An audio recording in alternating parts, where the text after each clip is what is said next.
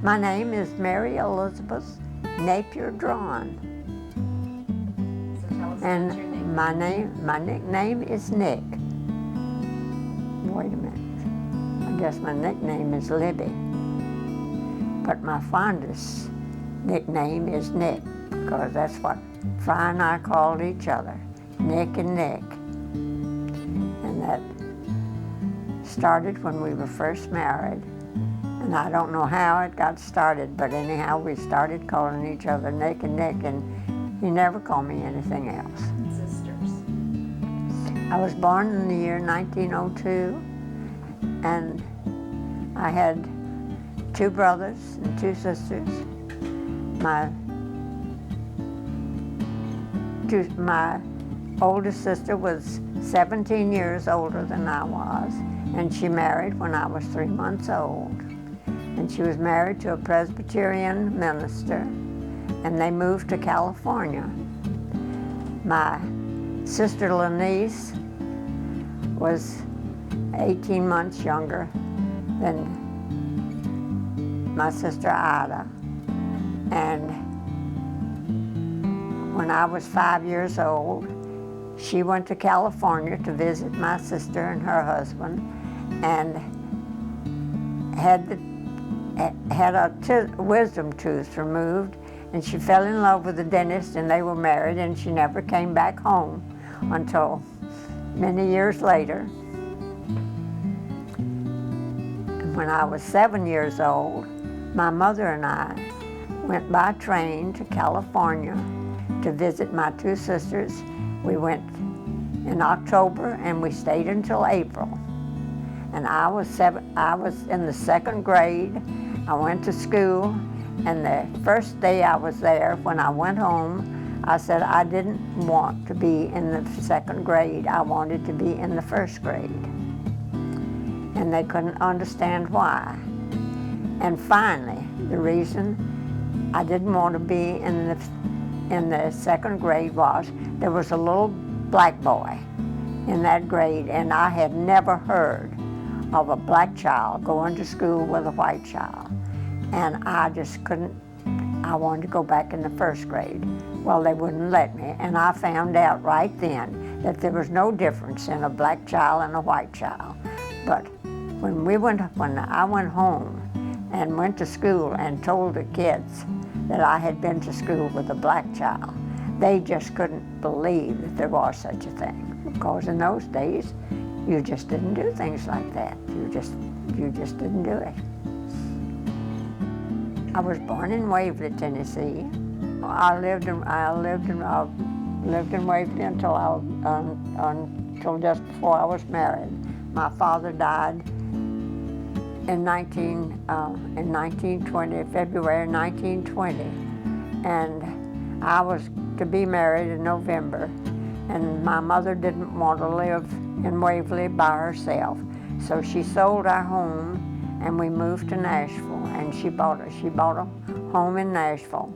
And when Fry and I were married in November, while we lived with Mama until he was transferred to Florida, and Mama sold the house and moved with us. My father was the county health doctor for Humphreys County for over 40 years, and he was a horse and buggy doctor.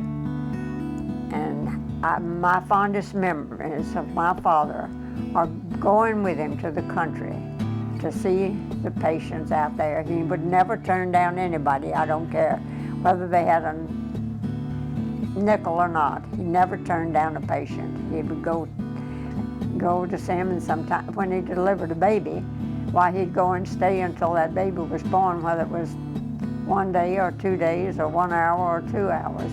He'd never leave that patient until he got $12 for it, if they could pay him. That was his fee, was $12 to deliver a baby. And if they could pay him, why, they did. If they didn't, why, he did it just the same. He was really and he had friends everywhere. Everybody loved Dr. Ed. Oh, was it there. He never did anything else. He graduated from Vanderbilt, and at that time it was a 2-year course to take a 2-year course to be a doctor, and that was in the 18th. He died in 1920, February 1920. He had cancer. I graduated from high school in Waverly in May of 1920. My father had died in February, and I graduated in May and moved to Nashville in October and married in November. 1920 was the most memorable year of my life. Well, that was really an important time in my life.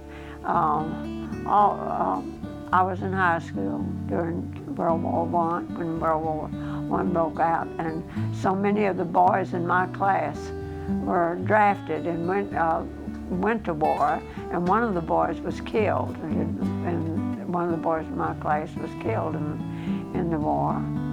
And it was a time, of course, it was the first time anything like that had ever happened in my life, and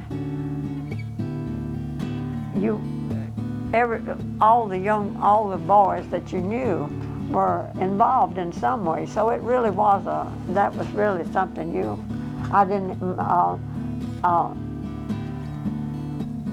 my oldest brother was not physically able to go. He was underweight and everything. And my brother Ed, who was the dentist, volunteered and was in the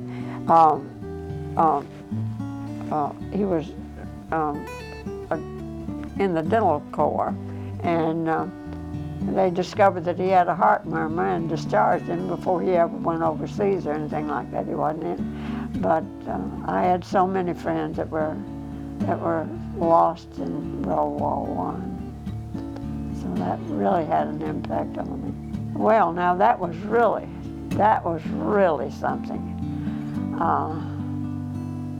Your salaries were cut from a good salary to just absolutely almost, and we were transferred to Atlanta during that time, and Fry's salary was cut from, which was a fabulous salary in those times, from $250 down to $120, and we lived on that $120. That's when Mary was born. Fry was making $120 a month, and we were lucky that he was never, he was never without a job, and a lot of people did.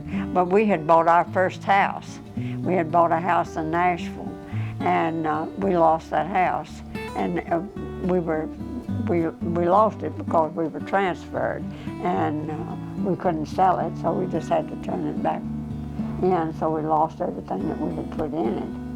But the depression was really hard. And of course, Mary was born during that time, and we were living in Atlanta. And then Fry was transferred to West Palm Beach, and he didn't think that he was going to be there very long. And I went and stayed with my brother, and took the 3 kids and went to Nashville and stayed with my brother and his wife for 6 weeks before Fry found out that he was going to stay in West Palm Beach, and then we went to West Palm Beach. But that was all during, he rented an apartment for us, and we lived in that apartment for a month, and then I found a furnished house, beautifully furnished, just as nice as it could be, and we paid $15 a month rent for that house. That was in the summer. In the wintertime, it went up to $25. Now, this was during the Depression, and of course, Florida was hurt badly. It was hurt badly. It had been, they'd had the Florida boom, and all of that just went kerplunk. And there were buildings that were started and never finished. It was really something. We lived in West Palm Beach then for about 3 years, I guess, or 2 years we lived in West Palm Beach, and then they transferred us to Tallahassee. And this was all during the Depression, so it wasn't easy. But as I say, we were lucky. We were lucky. We were never without a job. I never worked in my life, you know. I never worked. So, and those salaries sound just terrible, but they were as good as anybody else was doing. You know, nobody else was making anything. Everybody else was in the same boat. How that was Well, first. that was really an important time in my life because Bob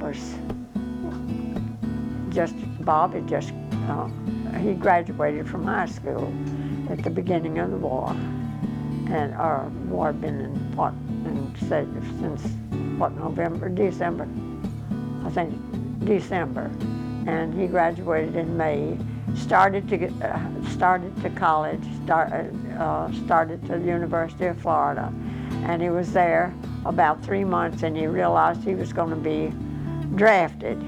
And he didn't want to go into the Army, and he knew he would be drafted into the Army because University of Florida was a land grant school, and that meant Army. You went into the Army, so he came home at Christmas and tried to enlist in the Navy, and at that time Navy enlistments were closed, so he went back to school after Christmas, and right after that they opened the enlistments, and he volunteered then to go into the Navy and left to go in the Navy just about shortly after his 19th birthday. And he was sent to a boot camp up in Massachusetts that was, I guess, pretty rough. It was new and muddy and cold. And then he went to radio school. He and his two buddies that volunteered at the same time he did all went to this radio school. And the night before they were shipped out, Bob had sore throat, and he went down to sick bay to get something for it, and they put him in sick bay, and the others shipped out without him, and he didn't get to go. He didn't get to go with them. So that was the end of his radio thing. Then he was shipped out to the South Pacific, and he was out in the South Pacific for the entire time, for the next 2 or 3 years. He was out in the South. The next 2 years, I guess, he was out in the South Pacific on an island where there weren't even officers. He said it was just about as boring as anything could be. They just had to watch out for the Japs. He said they were more in danger of falling coconuts than they were anything else, but just out there on that island, just this group of guys, and that was it. But he made some good friends out there. Then he came back he came back to the States when he came back, and he was sent to Washington, I believe. He was sent to Washington, and then to Miami to be discharged. So he was in the service for the entire time of the war.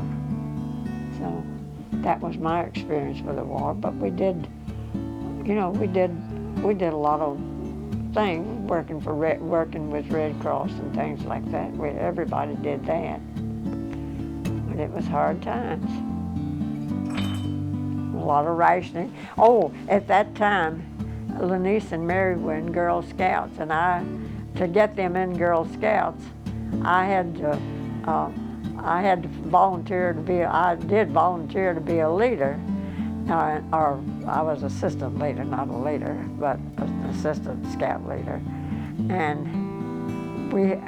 gas was rationed, and they had day camp, and the day camp would be way out in the boondocks, and you'd have to ride the streetcar to get out to where you had to start walking through the sand. We had to walk a mile into the camp, and you didn't go and stay. You went every morning, and you came back. And in the summertime in Florida, to walk through that hot sand, it was pretty rough. But that was all during the war. Of course, rationing was pretty stiff. you didn't get in that car and take a ride downtown just to go. You used it sparingly.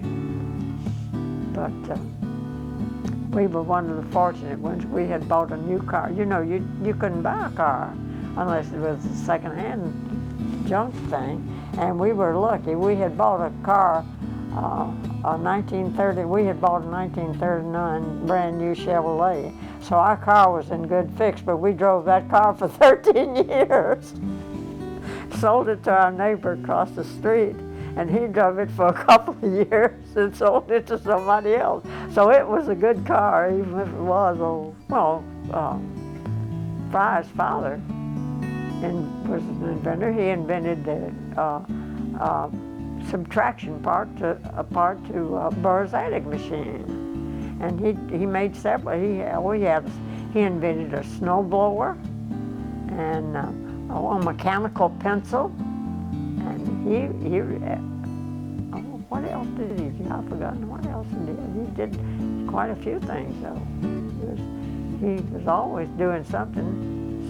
His invention to the Burr's attic machine, they gave him $2,000 for that invention and a year's job in their in their invention department.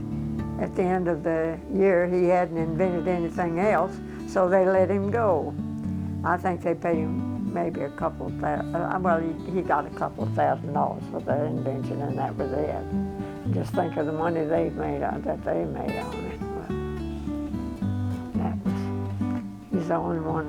Harry, your Uncle Harry, made, I don't know, he invented one or two things, a knife, a mechanical knife or something like that. I don't remember just what it was. First saw a car?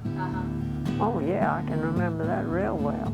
There was one man in town that had a car, and we'd run out to the gate to see it and just hope that he'd stop and ask you to take a ride, but he never did. So I guess the first time I ever rode in a car was on that trip that my mother and I made to California, and one of my brother-in-laws had a friend that had a car, and he would take us out for a ride. But I can remember it very well. I remember my brother's first car was a little Ford runabout Model T.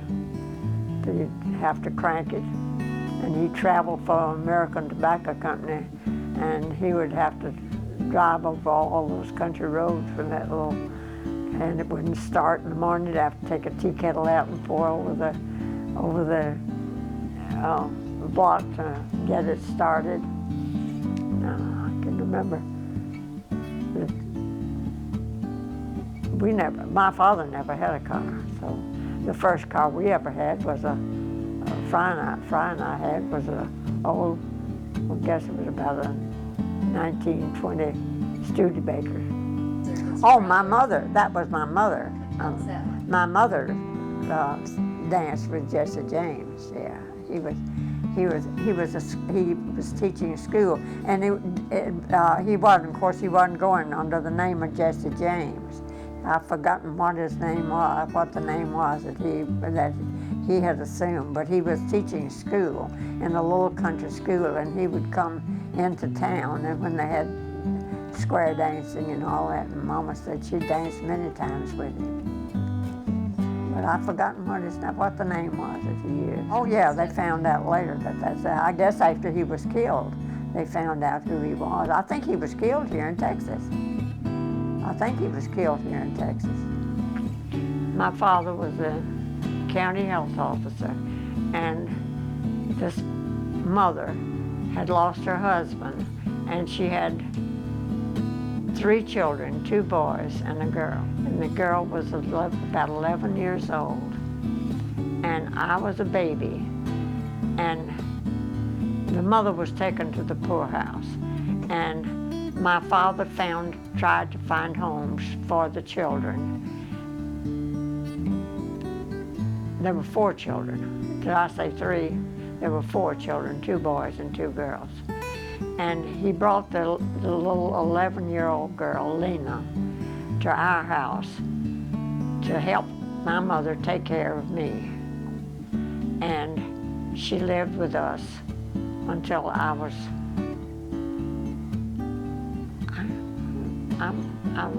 I think I was 15 when she left. And she was, by that time, she was about 21 years old. But she lived with us and went to school. And when she got out of school, why, she would come home and take care of me. And when she finally left, she went to visit an uncle. She had an uncle who lived in a little town not very far from Waverly. And she went to visit him, and she fell in love with some man down there, and she married him. And she never came back to Waverly. She never came back to Waverly after she went to visit. But she was just like one of the family. She had her own little room and her own things, and she helped Mama do a lot of things. Besides, of course, after I got bigger, why, she helped Mama do a lot of things. But her main thing was taking care of me when I was little. And I thought I was just like I was a sister, just like I was a big sister. She went where I did, or at least I went wherever she did. We were just really good. Well, my mother was a wonderful cook, but as far as special recipes, the jam cake I can remember was awful good. Everything she fixed was good. And I guess I just kind of learned to cook along with her, And I never cooked when I was, when I was growing up. I didn't go in the kitchen, but I just everything she cooked was good. I don't know. She did most of the cooking even after I was married. She did most of the cooking. But as far as special recipes, I don't have any just really special recipes that she made. Just everything that I do like Mama did. Oh, well, we always had, our house was always the one that all the kin people, the aunts and the uncles and the cousins and all would always come to our house for Thanksgiving and Christmas. We always had those two. And the people, my father's brothers from Nashville would come down. And we always had a crowd at Christmas and Thanksgiving. And in the summertime, too.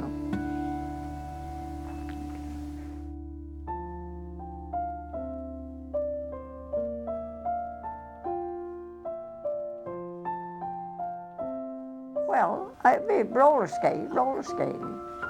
We only had cement sidewalks in one part of town. The other part was brick, so we'd have to go to the other end of the town. Our town, Waverly, was 1 mile from one end to the other.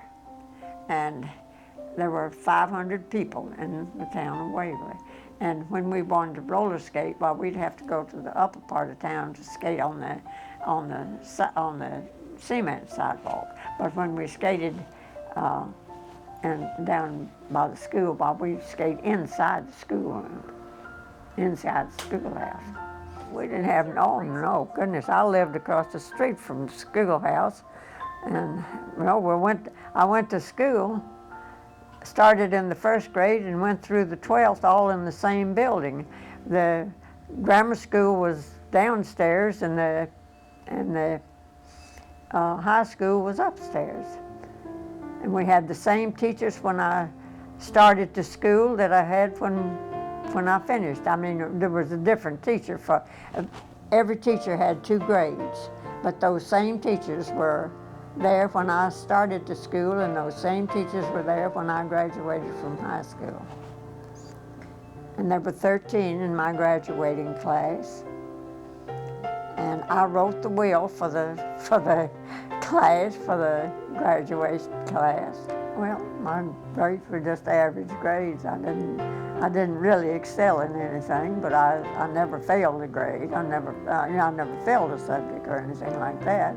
But I wasn't one of the, I wasn't the top, the top. I wasn't the top person in the grade in the class for sure. But I never failed, or I always had just average grades, and I had a lot of fun. We only had one teacher, for one teacher for every subject. So, I mean, one teacher taught us every subject. It wasn't like uh, somebody teaching us math and somebody teaching us history and all. We just one teacher taught us. When he taught the 8th grade, he taught the 8th grade. When he taught the 9th grade, he taught the 9th grade. So I lived across the street from the school, and in the wintertime, when it was too cold to play outside, we would skate in the hall. We would take our skates and skate in the hall at school on the wooden floor. Oh yes, I had a dog named Spot that was my favorite pet in the whole world. He was just my favorite dog. And my brother had a bulldog that I just loved, and her name was Peggy. And Peggy, we had a cow, and the cow had a calf, and it was a little heifer calf, which was very, very valuable. And Peggy jumped on this little calf when it was just after it was born, and my father had her shot. And that nearly broke my heart. That nearly broke my heart. No, I had no feeling at all about that. I mean, my father was the doctor, and we had a dry goods store and a grocery store that were owned by the same family. And my father did all of their practice. We did all our buying from the dry goods store and the grocery store. At the end of the year, they balanced out, and they'd come out just the same. But I had everything that any other kid in town did. I had a bicycle, a tricycle, and I had, and my mother was any time that I wanted visitors, they were more than welcome. Everybody was. We had wonderful times as kids. We had more fun as kids, and my parents were really great. Now my father he was not there very much because he was always out. But anything that my mother said was all right. When I wanted to do something, and I thought maybe Mama wouldn't let me, I'd go to Papa, and he'd say, "Don't ask me, ask your mother. If your mother says it's all right with me." So I never got by with that. But we had great times, and our house was a place where we had dances. In this house there was a big hall through the center of the house, and it had hardwood floors, and we had a Victrola. And my mother would say, "You can dance anytime. The only thing I ask you to do is when you finish, just put the rug back down." But and we had a nigger band when it would be real special, and they would pass the hat, and the boys would put in like a quarter apiece or something. Maybe the 3-piece orchestra would end up with $3. That'd be probably it for the night. They'd play from 8 o'clock till midnight. Well, my best friend was my next door neighbor, and we were like sisters. We were just like sisters. She had, all my sisters and brothers were so much older, and she had only brothers. So when one of us had something, the other had something, we spent the night with each other. We did, and she's the only old friend that I have left, and she still is living, and she lives in New Mexico. And I haven't seen her, but one time since I was married, but we have corresponded all these years. And every time I would go home, she lived in New Mexico and I lived in Florida. And every time we'd get home, well, we'd never be there at the same time, but we have kept up the correspondence and she's still living. And what's her name? She was Dorothy Luton, and she's now Dorothy Kay. Oh, sure, there were plenty of sports. There was baseball and not too much football. Baseball was, but they did have a football team. But tennis and all that, sure, we had all that. Of course, I was never good at sports, and I was always the last one they'd choose, to be on the baseball team or anything like that. I was never very good at sports. And we'd go swimming, and we didn't have bathing suits. We would go in, in our dress, we'd go in our dress. And we'd go to the creek. We'd go in the creek, and the creek, of course, was rocky bottom, and we'd have to wear shoes. We couldn't go barefooted in the creek. Oh, it was fun. We had our senior prom. We had our senior prom at the hotel. And the boy that I went with was Jack Striblin, and I just thought that was the greatest thing that ever lived. But of course, at that time, when I was a senior in high school, I was engaged to Fry. So he could not come down to Waverly on that particular time. But I had a date with Jack Striblin, and he was a neat little boy. I don't know of anything I would have changed. We thought it was great. We liked our teacher, and we just thought it was great. I don't know of anything in the world I would have changed about the high school. We had plenty of fun. My father would never take a vacation. He would never take a vacation.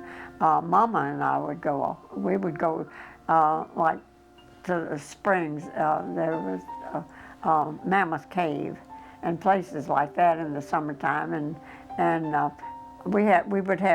Mama would have friends who would rent a cabin, and we would go and visit with them, maybe stay a week or something like that, and that was always fun. Bon Aqua Springs and Mammoth Cave, and we'd do things like that, and then of course we always had company. I would go and visit my friends. That was some of the most fun I had, was visiting friends that lived outside of Waverly. My brother-in-law had two nieces, and they were my age, and we just spent all summer. If I wasn't at their house, they were at my house. We just spent, and we had a great time. And in this little town of Bell Buckle, where they lived, had this Webb School, which is a very famous school, and just for boys. And my brother-in-law's sister kept boarders, and she would keep these boys would board with her, while they were going to the school, and we would go over there always at commencement time, because it was just, oh boy, that was just more fun than anything. And she would sit up with us all night long telling ghost stories, and she could make them up that she was just fantastic when it came to it. We really had a great time doing that.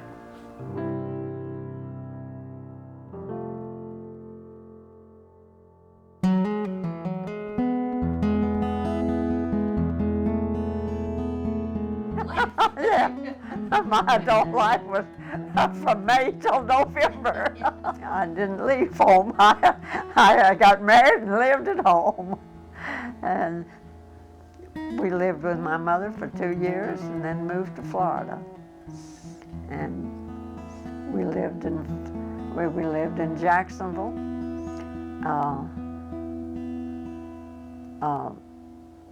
We lived in Jacksonville from,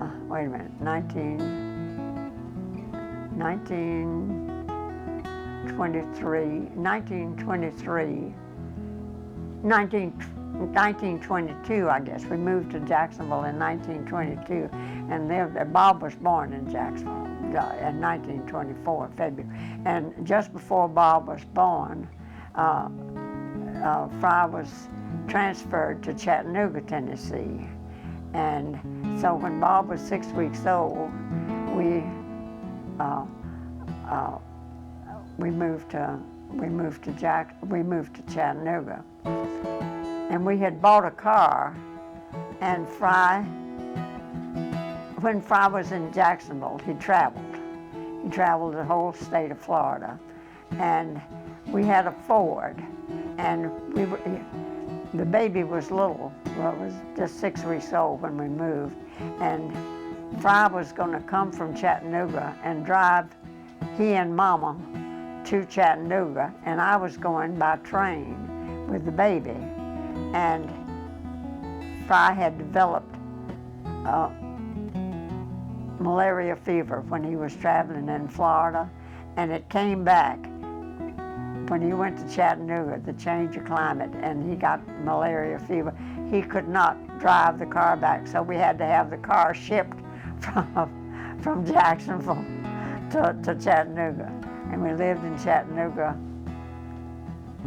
We lived in Chattanooga that time about 6 or 7 months, and Fry decided he wanted to go back to Florida, and he quit his job with Western Union and bought into the Trouble-Proof Tire Company. And we went to Tampa, and he had the Trouble-Proof tires. I'm sure you've never heard of them, but they were solid rubber. They were put on trucks, and he even put it on passenger car, but they were solid rubber tires with a hole through them. Yeah, well, all right. So that was during the Florida boom, and business was booming, and he did well. He did real well. And then the boom got over, and the boom burst, and we burst with it. We did it. It just went kaflooey, and so we bundled up, started back to Tennessee without a job.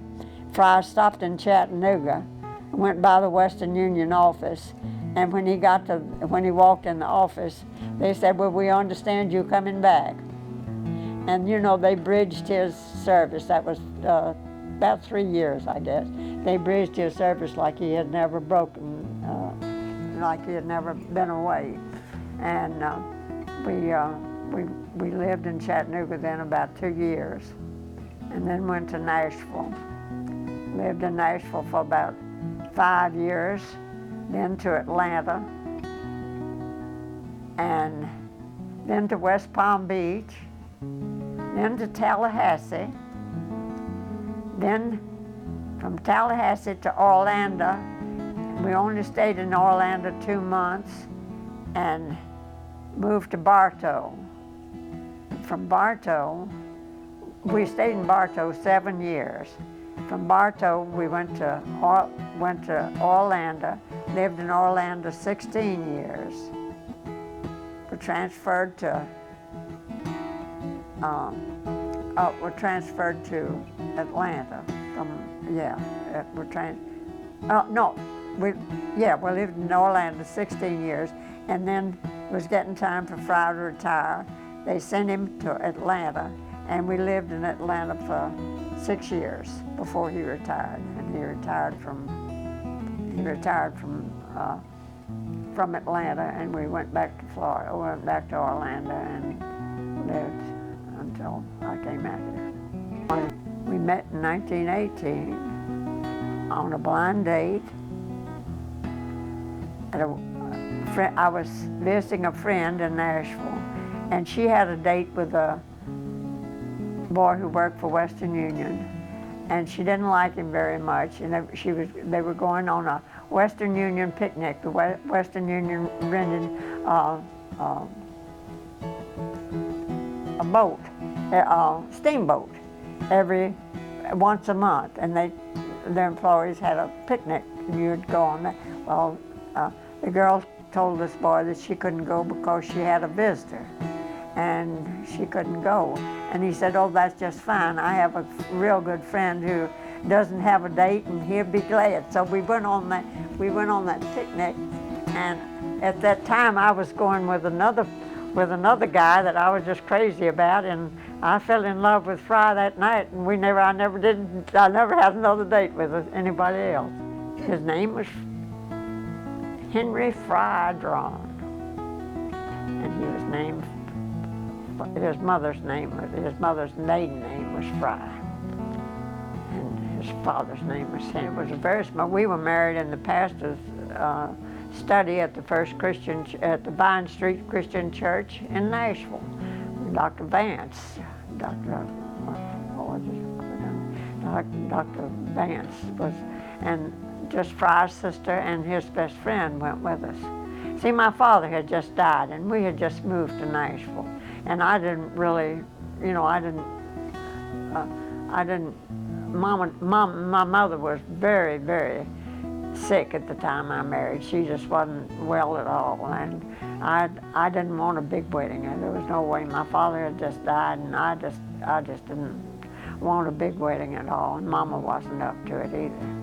So, and we went to Chattanooga on our honeymoon. We went to Chattanooga, spent the weekend in Chattanooga, and came back to Nashville, and that was the end of it. Well, I don't know what I really expected. I guess it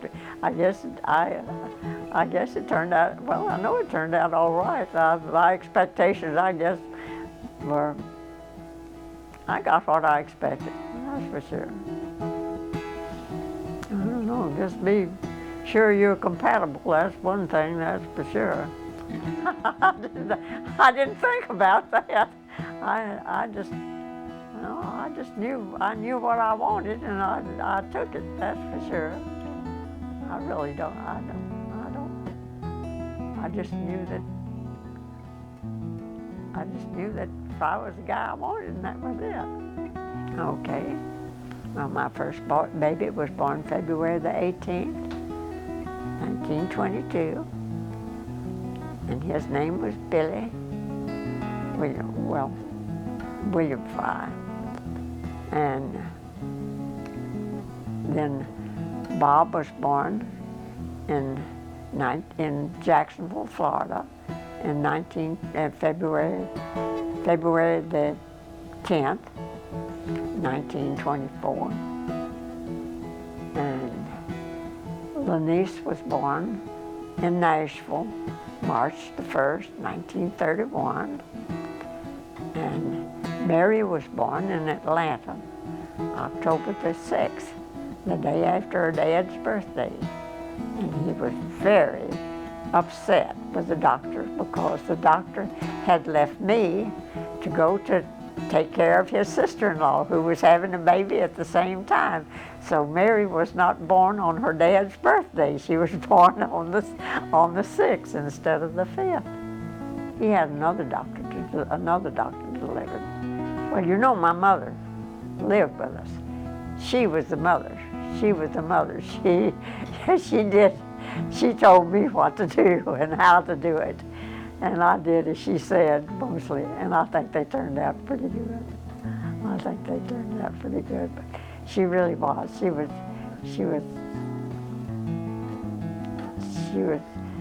they would go to Nanny to ask Nanny if they could do things anytime rather than me or me. They knew if Nanny said it was all right, it was all right. Yeah, she would, oh gosh, what was it, 35 years, I guess. She would go and stay with the other children. In the summer, she would go to Tennessee and visit with the children, and on several occasions, I know the last time she went to California, she was supposed to stay a whole year. She was supposed to stay 6 months with one sister and 6 months with the other sister. But at the end of 6 months, she decided she wanted to come back home. So she came back to Florida to see it. She came back to Atlanta. We were living in Atlanta. She came to Atlanta. Yeah, well, she died. She was 91.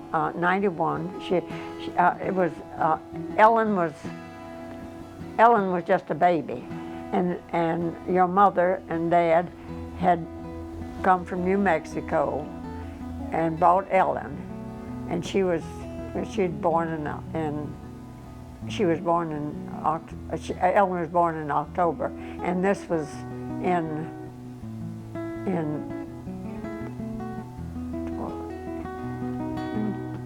July. This was in July, and they had been there a couple of weeks, and a short time. They had been there for a visit anyhow. I don't remember how long they stayed, and Mama was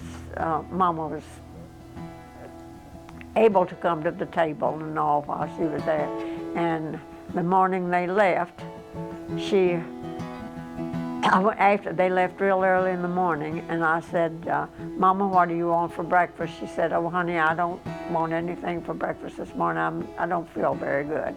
And she died that night. So I think she willed herself to stay alive until she saw that baby.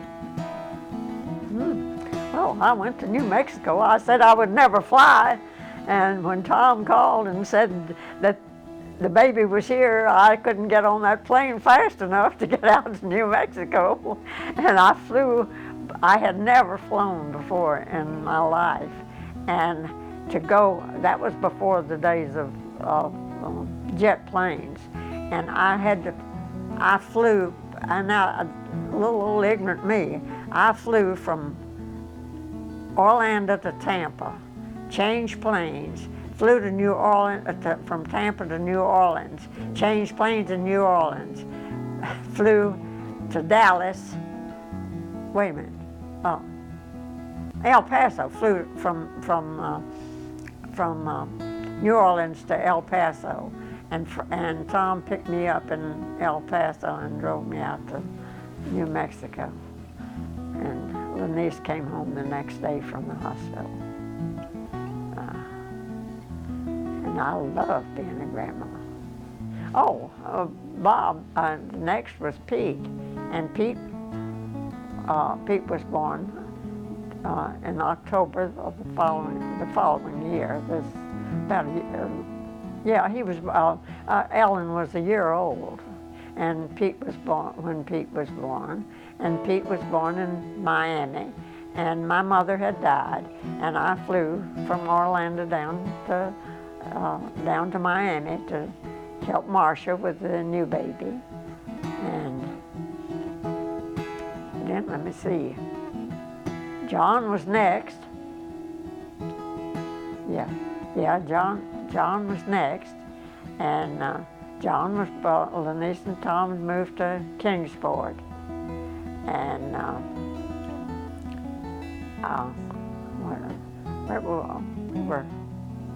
we were living in Orlando, and I flew up to Kingsport from Orlando. Changed plane, had changed plane in Atlanta, and I flew up there.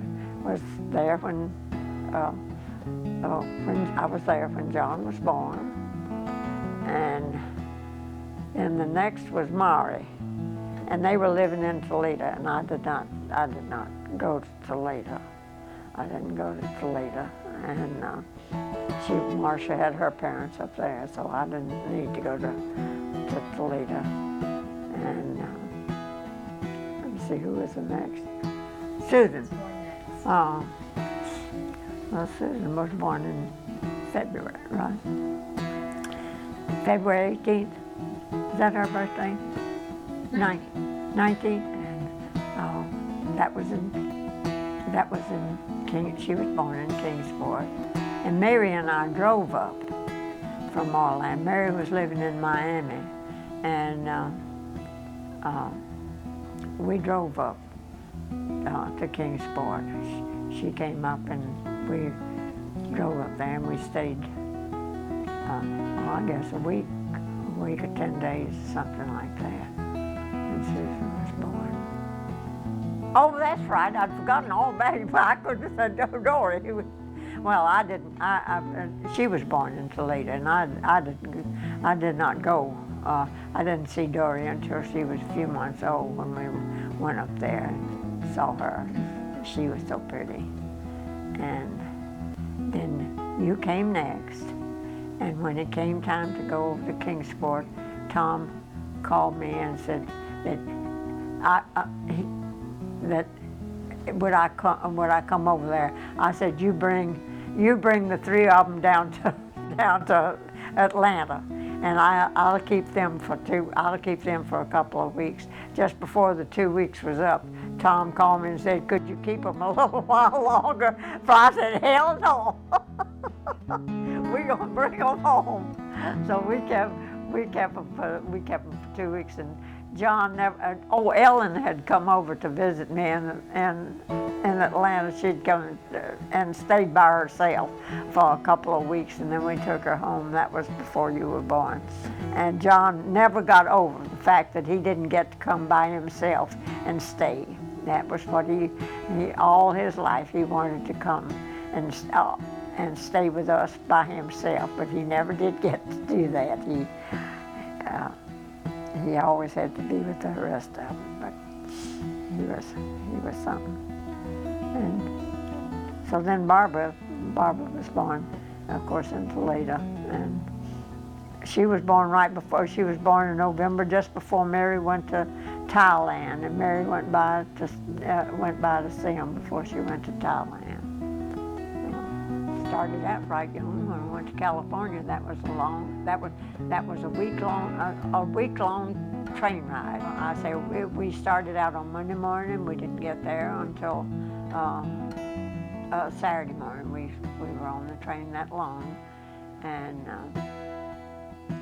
as a child, most of my traveling was just around different places in Tennessee. I never went to anywhere any farther than I never went out of Tennessee. I don't think until after I was married. And during our married life, well, we did quite a bit of traveling. We went to New York. We were having dinner one night, a big Western Union meeting, and the president of the company, I was sitting next to him at the dinner, and I just said, oh, I've always wanted to go to New York. And he just looked at me and he said, you mean you've never been to New York? And I said, no. And he turned around to Fry's boss and he said, J.O., this little girl here never has been to New York. I want you to get them transportation and send them to New York. And so we got to go to New York for a whole week. And of course I traveled back and forth from Florida to Tennessee many times. And one summer I spent a whole month in New England. That was one of the nicest vacations that I ever had in my life. We had friends in Orlando who had a summer home in New England, on Cape Cod, and they invited us to, my friend Lucy Massick and I, to come up and spend as long as we wanted to. And I said, oh, I can't go because my mother, I can't go away and leave Mama at that time. And she said, oh, yes, you can. I have a maid, and I don't want to lose her, and I'll just send her over to your house, and and she'll stay at your house and take care of Nanny and the kids while you go. So there were three of us, and we went to Cape Cod and spent a whole month, and we just had the most wonderful time. We saw all that part of the country. We just really had a great time. And then, of course, Fry and I took we took several cruises to the Caribbean. I think we took three cruises, and then I took one after he died. Other than that, and coming to Texas and New Mexico and all those places, but I've never been to Europe or anywhere like that. Well, I enjoy playing bridge more than anything I know. I think that is my real hobby, is playing bridge, but I enjoy reading, and I used to enjoy doing handwork, but I don't do that anymore. like doing a little church work and what I can. I enjoy my PEO more than anything in the world. So politics are not one of my important things in my life. And the last presidential election, I haven't voted since I've been in Texas. So the last presidential election I was in was, gosh knows, who was president before Reagan. Reagan. Oh, it was Jimmy Carter. That's the last election I voted in, I guess, Jimmy Carter. I voted for Jimmy Carter.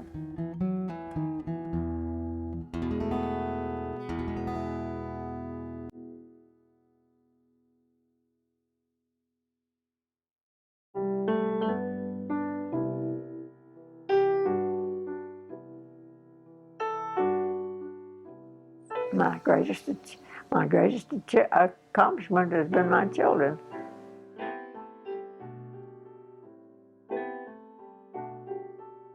The most important thing in my life right now is living until tomorrow.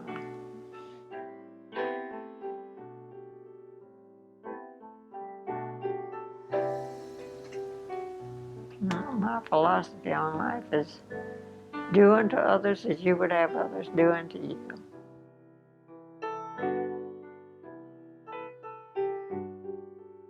It plays a great part of my life. I think my faith in God has taken me through a lot of times, and I think that is very important. Like I enjoy doing what I do. I don't do very much anymore, but I enjoy doing what I do in church. I enjoy my church friendships, association with the church as a whole. I enjoy very much.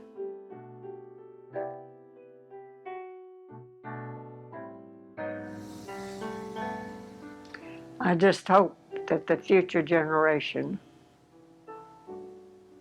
can solve the mysteries of the world better than this generation has.